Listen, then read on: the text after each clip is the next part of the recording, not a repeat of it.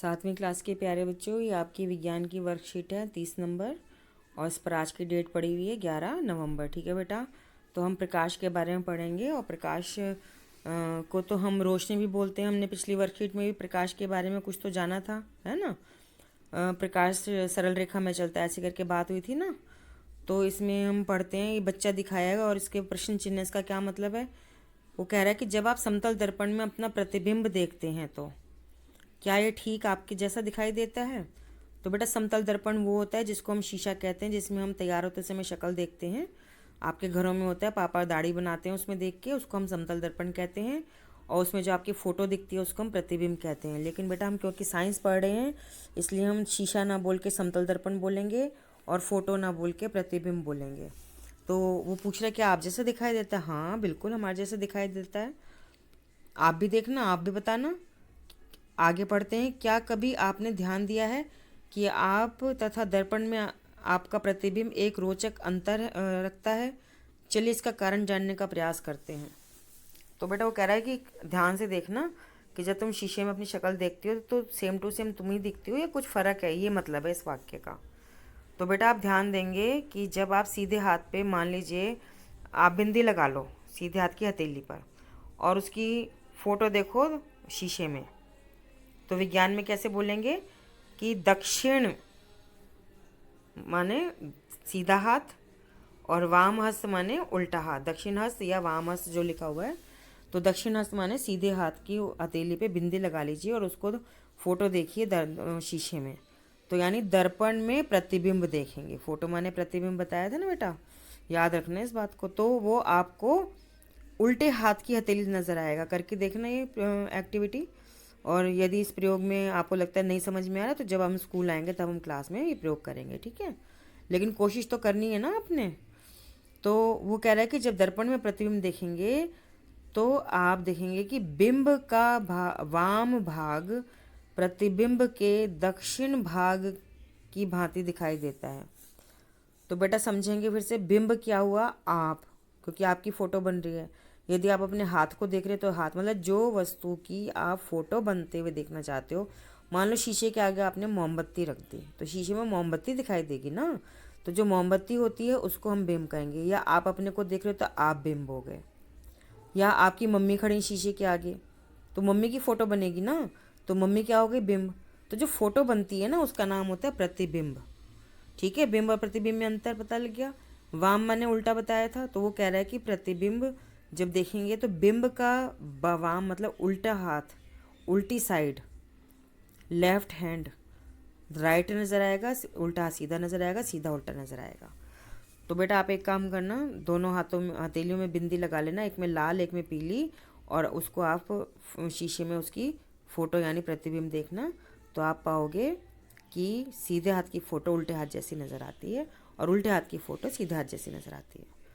ऐसे आपने देखा होगा एम्बुलेंस के आगे उल्टा लिखा होता है एम्बुलेंस। आपने कभी सोचा उल्टा क्यों नज़र लिखा होता है।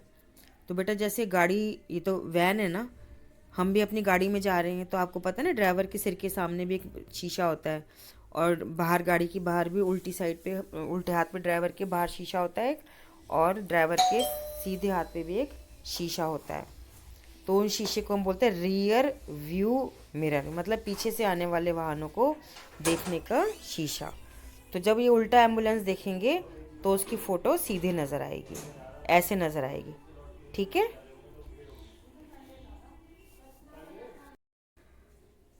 तो बेटा मैंने जैसे बोला दिखाई देता है ऐसे, तो फिर हम देख लेते हैं अपने शीशे में, है ना, कि वो तो हम साइड हो लेते हैं, उसको आगे जाने का रास्ता दे देते हैं।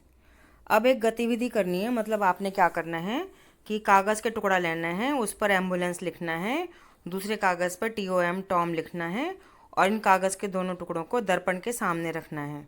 तो इनका प्रतिबिंब देखना है, मतलब इनकी फ़ोटो देखनी शीशे में क्या दिख रहा है। तो आप बताओ प्रतिबिंब में कोई अंतर आया या नहीं आया। तो आप पाओगे कि हमें उल्टा नज़र आ रहा है और हमें पढ़ा भी नहीं जा रहा, ठीक है। टॉम जो है मोट नज़र आएगा, करके देखो TOMMOT नज़र आएगा। तो इस तरीके से कुछ और शब्दों को भी लिखकर दर्पण के सामने रखकर उनके प्रतिबिंब को देखिए। आप एक काम करो बेटा, इसी ये वाली वर्कशीट है ना पूरी, इसी को आप शीशे में रख के पढ़ने की कोशिश करो। शीशे में देखना है इसको, ठीक है। तो चलो अब हम प्रश्न उत्तर करते हैं। तो पहला प्रश्न है कि कागज़ के टुकड़े पर अपना नाम लिखें, उसे दर्पण के सामने रखें। यह दर्पण में कैसा दिखाई देता है? तो हम इसका देखेंगे कि जब मैंने कागज़ के टुकड़े पर अपना नाम रखा, लिख कर रखा दर्पण के सामने, तो उल्टा नज़र आ रहा था, मुझे पढ़ा नहीं जा रहा था। तो बेटा इस प्रकार से उत्तर लिखना है अपने, ठीक है बेटा। सेकंड क्वेश्चन है, अंग्रेजी भाषा की वर्णमाला के अक्षरों का पता लगाइए जिनके समतल दर्पण में बने प्रतिबिंब बिल्कुल अक्षरों के जैसे लगते हैं। अब वो ये कह रहे हैं कि ऐसे अल्फ़ाबेट लिखो इंग्लिश वाले जिनका प्रतिबिंब बिल्कुल सेम टू सेम हो। जैसे ओ है, एच है, वी है, ठीक है बेटा, डब्लू है, एक्स है, एच हो गया, आई हो गया। ए बी सी डी से बोलना शुरू करो, ए बी सी डी। आप एक काम करो बेटा, ए से जेड तक सारा लिखो और एक पन्ने पर और कैपिटल लेटर में, और उसकी फ़ोटो देखो प्रतिबिंब में, तो आप पाओगे A B C D E F G H I J K नहीं, एल एम एम एन नहीं होगा, O P Q R S, T भी होएगा, टी भी होएगा, इसका उत्तर टी है ना, U V W X, Y Z नहीं होगा। तो बेटा ये जो मैंने अल्फ़ाबेट लिखे हैं ना, ये वाले, ये टी लिखा है, ओ एच वी, ये आपके क्वेश्चन नंबर 2 का आंसर है। सारे अल्फ़ाबेट जो मैंने लिखे ना, टी, ये ओ है बेटा, ये ओ है, O, H V W X H I M, ये सब जो है क्वेश्चन 2 का आंसर है, ठीक है बेटा। और क्वेश्चन 1 में तो आपने अपने आप नाम लिखना है कि मुझे अपना नाम उल्टा दिखाई दे रहा था, ठीक है बेटा। और बेटा कोविड से बचने के लिए आपने बहुत उपाय करना है। जब भी आप घर से बाहर जाएं तो मास्क लगा के जाएं, 2 गज की दूरी का पालन करें, क्योंकि कोई भी संक्रमित व्यक्ति अगर आपके सामने आके छींकता है, खांसता है, तो छींक और खांसने में जो पानी निकलता है, अगर वो आपके ऊपर गिर गया तो आपको भी कोरोना वायरस आपके शरीर में चला जाएगा। तो यदि आप 2 गज की दूरी का पालन करेंगे तो ऐसा नहीं होगा, इसलिए 2 गज की दूरी का पालन करें। और मास्क पहना होगा तो सांस के द्वारा भी आपके शरीर में नहीं जाएगा। और जब भी घर वापस आएँ तो तुरंत अपने हाथों को अच्छे से साबुन से, पानी से रगड़ रगड़ कर धोएं।